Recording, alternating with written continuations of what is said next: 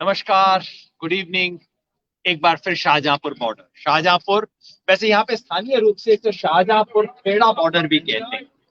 Jaipur Delhi highway पे चलते हुए जैसे ही हरियाणा खत्म होता है और राजस्थान शुरू होता है, ये देखिए यहाँ जो पिलर, ये जो पिंक कलर का पिलर लगा हुआ है ना, जिसके ऊपर हमने तिरंगा लगा दिया है, ये बिल्कुल एग्जैक्ट वो पॉइंट है जहां राजस्थान खत्म, राजस्थान इस तरफ और हरियाणा उस तरफ, वहां पे खड़े हुए हैं। आज की सभा पूरी हुई है और सबके मन में एक सवाल, पूरे देश के मन में आज सवाल है, कल क्या होगा। कल 30 तारीख को किसान प्रतिनिधियों की सरकार से वार्ता हो, 6 राउंड वार्ता हो चुकी है, 7वां राउंड की वार्ता हो। कल क्या होगा, सबके मन में सवाल है। अच्छा, मामला सुलझ जाएगा? उम्मीद करनी चाहिए। उम्मीद इसलिए करनी चाहिए, अगर आप कागज पे जाएं, सरकार कहती है कि सरकार सर झुका के, विनम्रता से, खुले मन से, खुले दिमाग से किसानों के साथ वार्ता करना चाहती है। सरकार ने लिखा कि आप अपने पसंद का दिन चुन लीजिए, आप अपने पसंद का समय चुन लीजिए और आप अपनी पसंद का मुद्दा चुन लीजिए। कितनी बढ़िया बात है। हमने कहा कि 29 तारीख को 11 बजे, यानी कि आज सुबह 11 बजे का कहा। सरकार का जवाब आया कि कल 2 बजे कर लें। किसानों ने कहा कोई बात नहीं है, जहां महीनों और साल की तैयारी करके आए हैं वहां एक दिन में क्या फर्क पड़ता है। लेकिन किसानों ने कहा कि मुद्दा हमारा रहे, एजेंडा हमारा रहेगा। आपको याद है ना, जब हमने चिट्ठी लिखी थी परसों सरकार को कहा था कि हम वार्ता के लिए तैयार हैं, और चूंकि आपने कहा है और तैयार इसलिए है कि अब आप कह रहे हो कि आपके मुद्दों पे बातचीत होगी, बहुत बढ़िया। तो हमने एजेंडा लिख दिया है। एजेंडा के 4 बिंदु हैं और हमने कहा है इसी क्रम में बातचीत होगी। एजेंडा का मतलब बातचीत किन मुद्दों पर केंद्रित होगी। तो हमने वो 4 एजेंडा आइटम लिख के सरकार को भेज दिए हैं और कहा है इसी क्रम से बातचीत हो। आइटम नंबर 1, कि इन तीनों, ये जो 3 किसान विरोधी जिसे हम कहते हैं, 3 कृषि कानून हैं, इनको रद्द करने की प्रक्रिया, मोडेलिटीज क्या। यानी कि इस पे चर्चा नहीं करेंगे कि रद्द करना चाहिए कि नहीं करना चाहिए। इस पे चर्चा नहीं करेंगे कि ये कानून अच्छे हैं कि बुरे हैं। इस पे चर्चा नहीं करेंगे कि इनमें सिर्फ संशोधन से काम चल जाएगा कि नहीं। रद्द होने चाहिए। रद्द किस तरह से होंगे? क्या सरकार ऑर्डिनेंस से कर सकती है? क्या सरकार कानून से करती है? हमें पता लगा है कि हाँ, ये तो कानून की भी कोई जरूरत नहीं, सरकार को संसद का अधिवेशन बुलाने की भी जरूरत नहीं। सरकार चाहे तो अध्यादेश से कर सकते हैं, यानी कि सरकार चाहे कल 2 बजे बातचीत होगी, सरकार चाहे तो कल शाम 6 बजे तक इसको रद्द कर सकती है। तो क्या तरीका होगा, हम उसके ऊपर सिर्फ चर्चा करें। इसी तरह से दूसरा मुद्दा हमने रखा है, एमएसपी, न्यूनतम समर्थन मूल्य को कानूनी गारंटी बनाने का तरीका क्या हो। और एमएसपी का मतलब भी हमने स्पष्ट कर दिया है, जिसे स्वामीनाथन कमीशन एमएसपी कहता है, यानी कि संपूर्ण लागत का 1.5 गुना। C2, संपूर्ण लागत को सरकारी का भाषा में C2 बोला जाता है। तो C2 का 1.5 गुना किसान को कानूनी हक की तरह मिले, दान की तरह नहीं।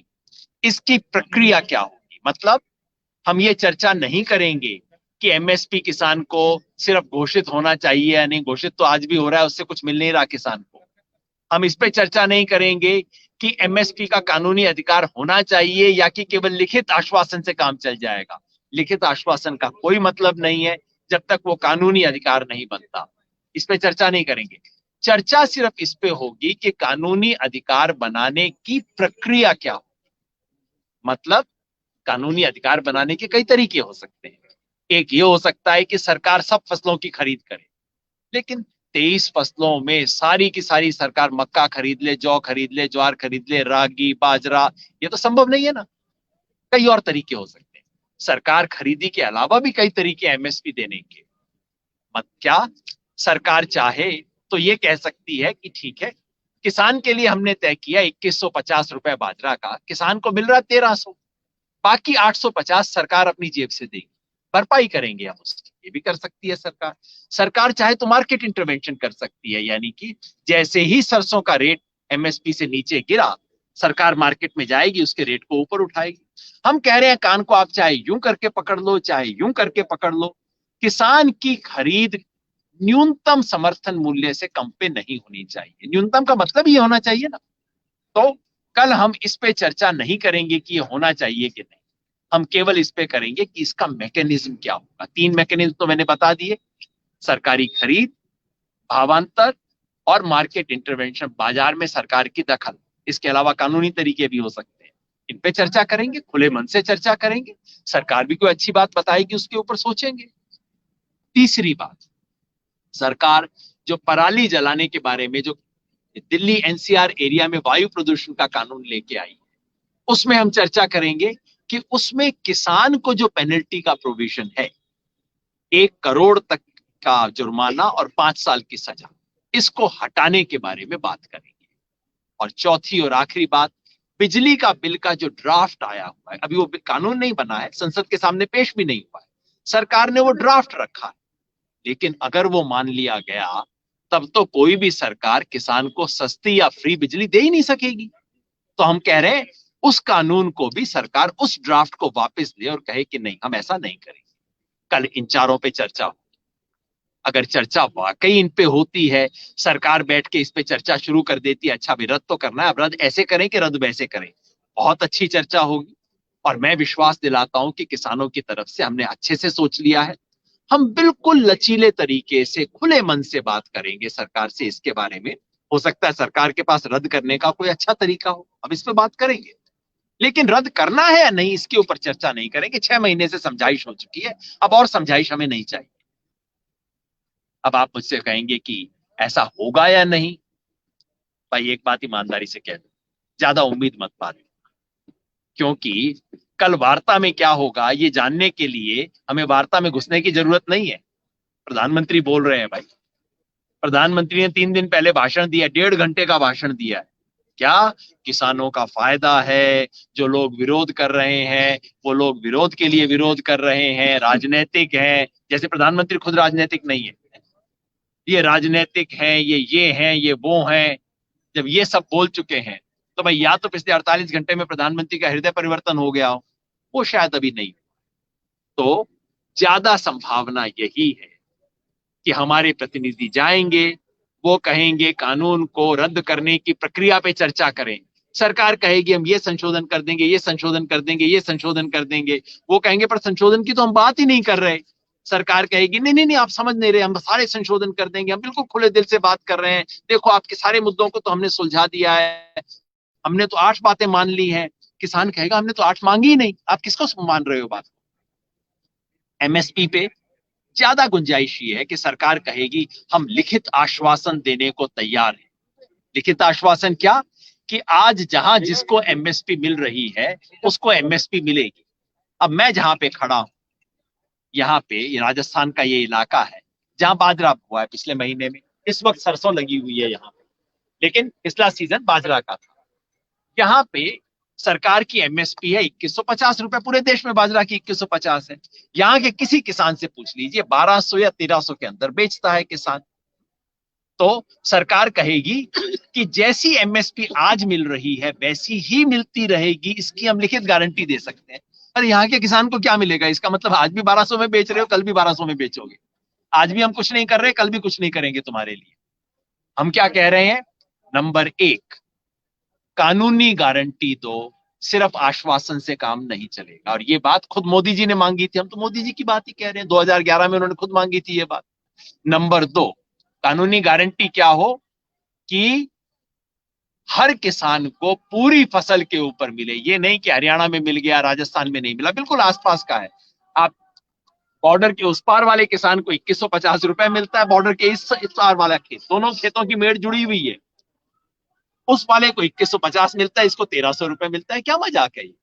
तो हम कहते हैं हर किसान को हर फसल पे, जिसे आप न्यूनतम बोलते हैं, आप ही खुद बोलते हैं न्यूनतम समर्थन मूल्य, कम से कम उस न्यूनतम समर्थन मूल्य की तो आप गारंटी लो। ये नहीं कि कहीं मिल गया कहीं नहीं मिला। राजस्थान में बहुत बुरी हालत है। ये जो सारी बात बीजेपी कांग्रेस होती रहती है ना, और कांग्रेस के नेता उछल उछल के बोलते हैं बीजेपी ने ये बुरा कर दिया वो बुरा कर दिया। मैं कहता हूं भैया तुम अपने राजस्थान में देख लो, तुमने क्या मूंग खरीद दी किसान की, तुमने क्या चना खरीदा, तुमने क्या जौ खरीदी, तुमने क्या बाजरा खरीदा, कुछ भी नहीं किया। हनुमानगढ़ गंगानगर के अंदर थोड़ा गेहूं खरीद लेते हैं, लेकिन उससे क्या होगा, पूरे राजस्थान में तो नहीं होता। तो हम चाहते हैं हर किसान की हर फसल, कोई भी फसल न्यूनतम से नीचे पे ना बिके, ये तो उसका हक होना चाहिए। और तीसरी बात कि न्यूनतम समर्थन मूल्य की गिनती स्वामीनाथन कमीशन के फॉर्मूले से होनी चाहिए, यानी कि संपूर्ण लागत का 1.5, आंशिक लागत का 1.5 गुना, ये हम चाहते हैं। तो इस पे होगा। ज्यादा संभावना यह है कि सरकार फिर वही कहेगी नहीं नहीं जैसा है उसको हम दे देंगे, लिखित आश्वासन दे देंगे। अब देखिए प्रधानमंत्री कह रहे हैं, आप उनकी बात क्यों नहीं मान लेते? अरे भाई, प्रधानमंत्री अगर कह रहे हैं तो कानून में लिख के क्यों नहीं दे देते? तो मेरे को लगता है ये होगा। जहां तक पराली की बात है, मेरा संभावना यह है कि सरकार उस पर कहेगी हाँ जी हम इसको ऐसा करते निकाल देते हैं, 1 करोड़ को हम कम करके 1 लाख कर देंगे, गलती से हो गया था, ये तो उद्योगों के लिए था, किसान के लिए तो था ही नहीं। और 5 साल की नहीं जी, इसकी 2 महीने की सजा। और ज्यादा बोलेंगे तो वो कहेंगे अच्छा जी इसको छोड़ देते हैं। सरकार यहाँ तो पिंड छुड़ाने के ऊपर पड़ी हुई है, तो इसमें तो सरकार शायद मान जाएगी जल्दी से। और बिजली बिल पे सरकार कहेगी जी अभी तो ड्राफ्ट है, अभी आप क्यों चिंता कर रहे हो, इसके ऊपर बाद में संसद में आएगा तब देखी जाएगी, हम आपके विचारों को शामिल करेंगे, इत्यादि इत्यादि। मेरी मेरा अंदाजा ये है कि कल कुल मिला के यही ड्रामा होगा, यानी कि कल शाम को हम वहीं खड़े होंगे जहां आज खड़े हैं। आप पूछेंगे फिर क्या होगा? फिर संघर्ष होगा, संघर्ष तेज होगा। सरकार, देखिए, इस मामले के सुलझाव वार्ता में नहीं होगा। वार्ता तब सफल होगी जब वार्ता में आने से पहले सरकार ये मन बना के आए कि भाई सचमुच ये तो माननी है। अदरवाइज तो अभी तो सिर्फ ये टेबल टेनिस पिंग पोंग हो रहा है और कुछ नहीं हो रहा। जब सरकार ये मान के आएगी कि अब तो मानना पड़ेगा, वो कब मानेगी? जब सरकार को लगेगा भाई ये किसान तो ये पूरे देश में फैल रहा है। पहले कहते थे सिर्फ पंजाब, फिर कहना शुरू किया पंजाब और हरियाणा। अब बीच बीच में बीजेपी के प्रवक्ता बोलते हैं सिर्फ पंजाब, हरियाणा, राजस्थान और दिल्ली के आसपास का इलाका। जब इनको ये पता लगेगा कि यहां नहीं, तेलंगाना में भी है, कर्नाटका में भी है, महाराष्ट्र में भी है, तो अगले 2-3 हफ्ते में इस आंदोलन को राष्ट्रीय करना, इसको गांव गांव में पहुंचाना होगा, इस आंदोलन को और तेज करना होगा। तेज का मतलब उग्र नहीं, किसी किस्म की हिंसा इस आंदोलन को नुकसान पहुंचाएगी। मैं इसलिए कह रहा हूं कि 2-3 दिन से कुछ रिपोर्ट आई है रिलायंस के पंप के बाद, रिलायंस की टावर को डाउन करने, उसकी बिजली काटने की। मैं स्पष्ट कर दूं, हमारी कॉल ये नहीं। रिलायंस की चीजों का बायकॉट करें, हम खुद बायकॉट करें। हम अपने भाइयों को बोलें कि भाई रिलायंस का फोन से आप हटाओ, अपना पोर्ट उसका करवा लो। बिजली काटना ना, ये ठीक चीज नहीं। इसलिए भी ठीक नहीं है कि वो जो गरीब बच्चा जो अपनी क्लास किसी तरह से रिलायंस के फोन पे कर रहा है, उस बच्चे की तो हमने एजुकेशन बंद करवा दी बिजली काट। ये काम नहीं करना। किसी किस्म की हिंसा नहीं, किसी किस्म की शरारत नहीं, अहिंसक तरीके से इस आंदोलन को और मजबूत करेंगे और आगे लेके जाएंगे। सरकार सोचती है कि थोड़े दिन में किसान को थका, सरकार की रणनीति है किसान को थका लो, उसे डरा लो, उसको तोड़ लो, उसको टरका दो, उसको भरमा दो। अगले 2-3 सप्ताह तक, मैं लंबी बात कर रहा हूं, अगले 2-3 सप्ताह तक इस देश के किसान को दिखाना होगा कि वो ना थका है, ना टूटेगा, ना टरकाने से टरकेगा, ना भरमाया जाएगा, इनके धोखे में नहीं आएगा। और जब वो किसान की शक्ति दिखाई देगी, फिर सरकार जब नेगोशिएटिंग टेबल पे आएगी तो सरकार के सुर बदले हुए, तब सुलझेगा ये मामला। वैसे अगर कल सुलझ जाए तो भाई मैं खुशी खुशी आपसे आके माफी मांगूंगा, और आप सबके मुंह में घी शक्कर अगर हो जाता है तो। लेकिन मेरा दिमाग कहता है कि अभी नहीं, अभी थोड़ा टाइम लगेगा। पहले अग्नि परीक्षा हुआ करती थी, अग्नि से गुजरना होता था, अब शीत परीक्षा हो रही है, सर्दी से आपको गुजरना होगा। बिना परीक्षा के पास हुए मजा भी क्या आता है। सारे किसान, हर आपके माध्यम से मैं किसानों को, किसानों के हितैषियों को, किसान परिवार को और इस देश में किसान की चिंता करने वाले हर व्यक्ति को अनुरोध करता हूं, अगला कुछ दिन हमारे लिए परीक्षा की घड़ी, लड़ेंगे और जीतेंगे। और जाते जाते एक छोटा सा अनुरोध दोहरा दूं, 1 तारीख को हैप्पी न्यू ईयर कहां करेंगे? अपने घर में, आके किसान के साथ। यहाँ गुड़गांव में है तो आप आ जाइए, गुड़गांव में है, अलवर में है, बहरोड़ में है, रेवाड़ी में है, आइए ना, किसानों के साथ बैठिए, लंगर कीजिए, वहां विशेष इनविटेशन है सबको, आइए, हैप्पी न्यू ईयर किसान के साथ मनाइए। 2020 में बहुत बुरा हुआ, दुनिया का, देश का, सबका बुरा हुआ। 2021 एक अच्छा साल हो देश के लिए, किसान के लिए, हम सब के लिए, ये दुआ करते हुए हम 1 जनवरी को एक साथ मिल बैठ के खाएंगे। आंदोलन जारी रहेगा। हाँ, अगर कुछ हृदय परिवर्तन कल तक हो गया और अच्छी बात हो गई तो मैं दोबारा आपके सामने पेश होऊंगा और आपके मुंह में घी शक्कर। बहुत बहुत शुक्रिया।